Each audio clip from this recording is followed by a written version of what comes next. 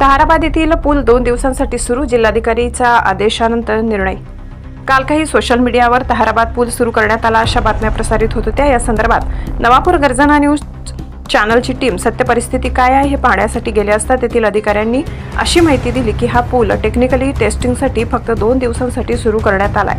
30 टनची क्षमता झेलू शकतो का नाही किंवा फ्लेक्सिबल होतो किंवा नाही यासाठी खुला करण्यात आलाय। याचा तांत्रिक पूर्ण टेस्टिंग रिपोर्ट MREDC तयार करून नाशिक जिल्हाधिकारी यांना सादर केल्यानंतर जिल्हाधिकारी निर्णय घेतील की हा पूल पूर्ववत सुरू करायचा की नाही, की काही तांत्रिक बाबींमुळे बंद ठेवायचा। परंतु रहदारीसाठी सध्या सुरू करण्यात आलेल्या पुलामुळे वाहतूकदारांच्या चेहऱ्यावर स्मितहास्य दिसत होते।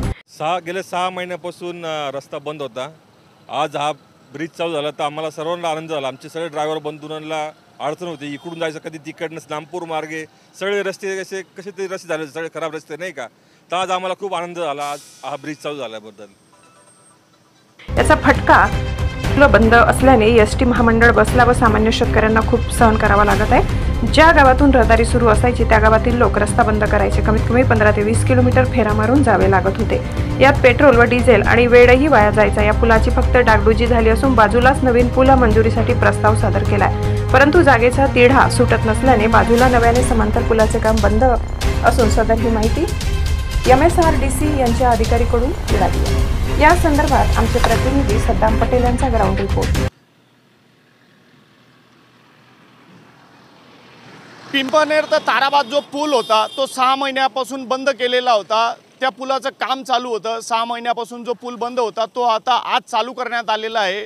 त्या पुलाचं वैशिष्ट्य असं आहे का बुवा 6 महिन्यापासून जो पूल होता त्याची आज टेस्टिंग चालू आहे। ती टेस्टिंग आम्हाला आज जे अधिकारी भेटले त्यांनी आम्हाला अशी माहिती दिली आहे का पूल आज चालू करण्यात आलेला आहे। तो फक्त चेक इनसाठी चालू केलेला आहे। का पुलावरती लोड किती पडतोय, काय हिशोबाने पडतोय आणि किती पडणार आहे, कारण नाशिकचे जे जिल्हा अधिकारी असतील किंवा MRDC वाले असतील त्यांच्याकडे ही माहिती दिली जाणार आहे आणि त्यांना ते कधी सांगतील चालू करायचं तर चालू राहणार आहे, बंद करायचं तर बंद राहणार आहे। कारण पुलाचं काम आता माझ्या मागे तुम्ही बघू शकता का पुलांवरती फक्त जे मोठ्या गाड्या आहेत त्या चालू केलेल्या आहेत। आतापर्यंत मोठ्या गाड्या बंद होत्या, फक्त जे बाकीचे जे येणारे जाणारे जे आवाजाही होती ती बंद केलेली होती। आणि सांगितलं असं जातं आहे का याच्यावरती जो डांबरीकरण जो येणार आहे तो अजून बी बाकी आहे, कारण आतापर्यंत पुलाचं काम झालेलं नाही आहे। फक्त 2 दिवसासाठी पूल चालू केलेला आहे।